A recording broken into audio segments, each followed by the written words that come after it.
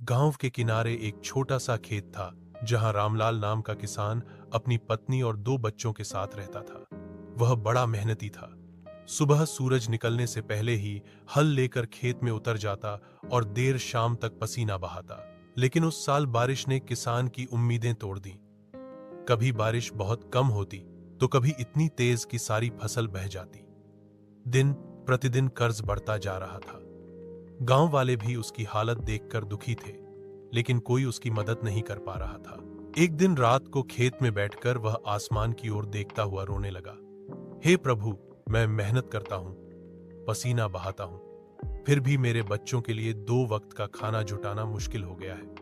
क्या मेरी मेहनत व्यर्थ है? उसकी आंखों से आंसू गिर रहे थे।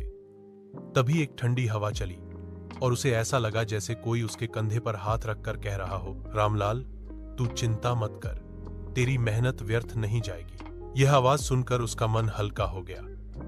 अगले ही दिन गांव में एक नई सरकारी योजना आई जिसमें मेहनती किसानों को बीज और खाद मुफ्त दी जा रही थी। साथ ही गांव के मंदिर के पुजारी ने ऐलान किया कि मंदिर की जमीन पर उगाई जाने वाली फसल इस बार रामलाल के खेत में बोई जाएगी ताकि उसका कर्ज उतर सके। रामलाल के खेत में इस बार अच्छी बारिश हुई, मेहनत रंग लाई और इतनी फसल हुई कि उसका कर्ज भी उतर गया और परिवार के चेहरे पर खुशी लौट आई।